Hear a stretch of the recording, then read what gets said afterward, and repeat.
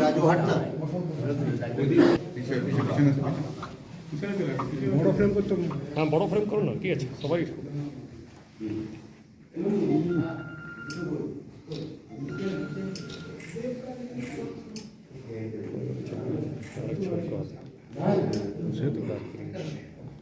Hello. এবার এদিকে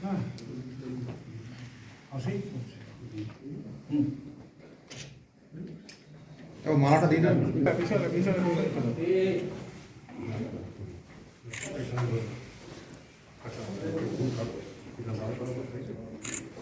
ঠিক আছে। যারা দেখতে আসে তাদের ডিমান্ড আর কিছু চাই আমি ঠিক আছে আরেকটা ইয়ে কই নাকি আমাদের নানুরামজি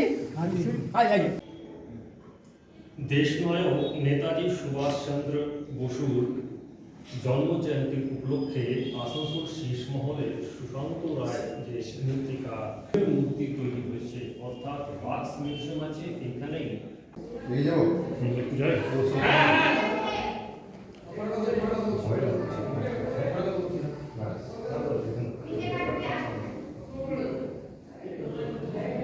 এসে গেছে।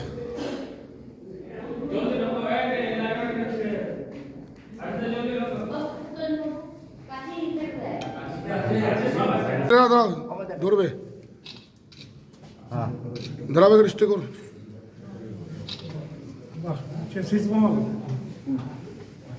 ওই যে নেতাজি মূর্তি। আজ নেতাজি সুভাষচন্দ্র বসু তার জন্মদিনে আমি আমার মিউজিয়ামে সুভাষচন্দ্র বসু মূর্তি মোমের মূর্তি রাখা হলো। শুধু সুভাষচন্দ্র বসু নয়, উপরে শীষমহলও করেছি নতুন করে এবং লতা মঙ্গেশকরের মূর্তি বানিয়েছি। মূর্তিটা বানাতে সময় লেগেছে দেড় 2 মাস লেগেছে। শীষমহল বানাতে লেগেছে 1 বছর। 1 বছর লেগেছে কন্টিনিউ কাজ। সেকেন্ড পার্ট এটা। আসানসোলে অনেকে যারা দেখতে আসে যে মিউজিয়াম, আসানসোলে দেখার কিছু নেই। যাই হোক, কলকাতাও শীষমহল নেই, এটা জয়পুরে গিয়ে দেখতে হয়। আমি চেষ্টা করি যতখানি পারি, আমার নিজে আর্থিক যে রোজগার হয় নিজের থেকে মূর্তি বানাই, অনেকখানে অর্ডারি কাজ করি, সেই হিসাবে আমি তুলে ধরেছি আসানসোলে কিছু দেখাবার জন্য কাজের।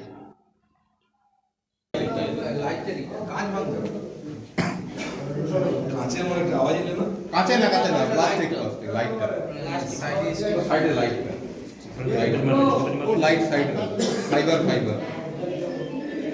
সাইড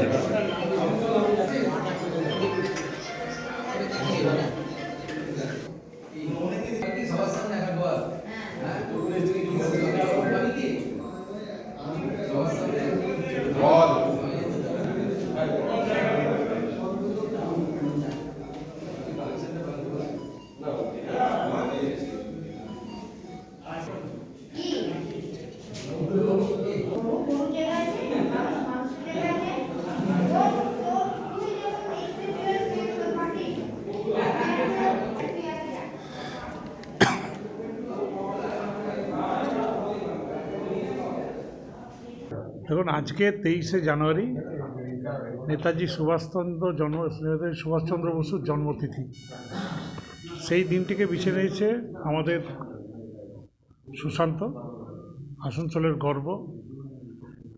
তার যে শিল্পকলা, তার এই মিউজিয়ামে দেখলেই বুঝতে পারবেন। আজকে নেতাজির মূর্তি উনি বানিয়েছেন, তার উদ্বোধনে আমাদের ডেকেছিলেন। আমরা অভিভূত, এত সুন্দরভাবে তিনি কাজ করেন। আমি আশা করি যে আগামী দিনে সে ভারতখ্যাত শিল্পী হবে। দ্য সহজ পাঠ, সহজ কথা, সঠিক তথ্য।